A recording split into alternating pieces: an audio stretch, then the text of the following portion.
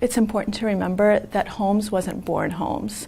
Holmes was born like you and me, but probably with, greater potential for certain elements of observation.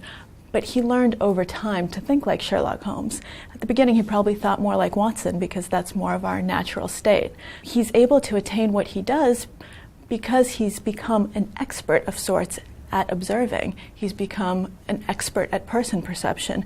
What I mean by this is he has thousands and thousands of hours of practice, and that practice has been interwoven with feedback. So I look at you and I tell you something about yourself and you say, no, that's actually wrong.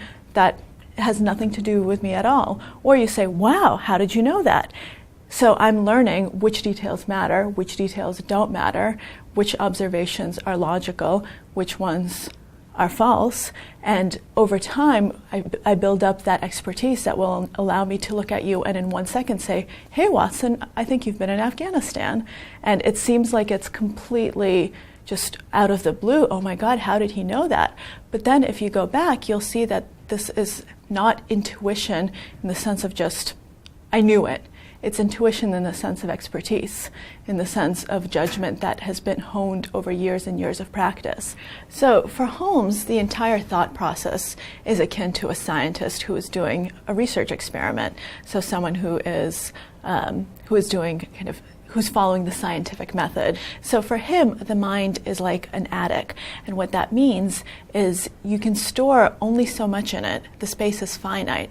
And what you store and how you store it is incredibly important as you try to figure out, how do I optimize my mental resources? How do I then take the things I've stored and access them? How do I organize them so that there are connections between them, so that I can use them and make them as part of kind of a broader whole, so I can see the bigger picture and not just these random components that I put there.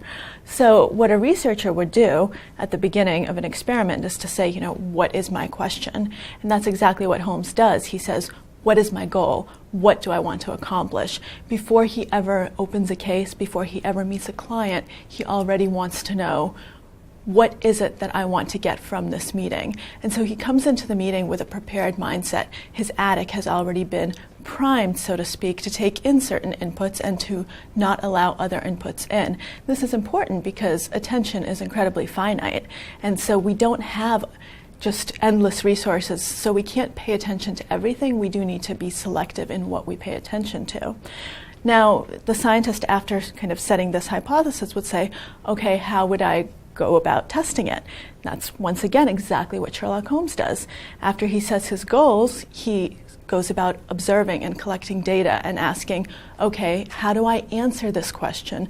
And what is it about this conversation, about this person, about this situation, whatever it happens to be, that will enable me to gather the data that I will then be able to use to see whether my hypothesis holds up.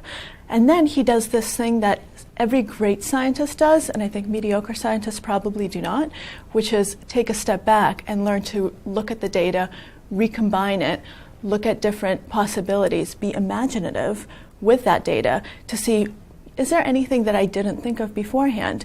Is my mind still open? Do I still know what's going on? Does this data somehow make me think of new ideas, think of new approaches, think of things that I hadn't thought of in the past? And so he has this incredible space for imagination, and I think that that is an essential part of the scientific method as well. Scientists from Feynman to Einstein have really valued the importance of imagination and have spoken a lot about it.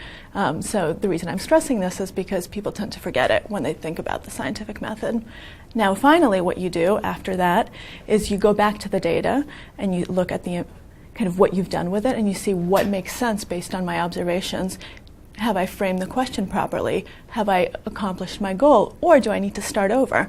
Because it's an iterative process. You may need to go through this method over and over and over until you finally come to a conclusion. And that's kind of the final step of Holmes's approach. He always keeps his education going. He realizes that the scientific method doesn't have an end. You're always going to have to go back to the beginning. It's going to be a constant feedback loop.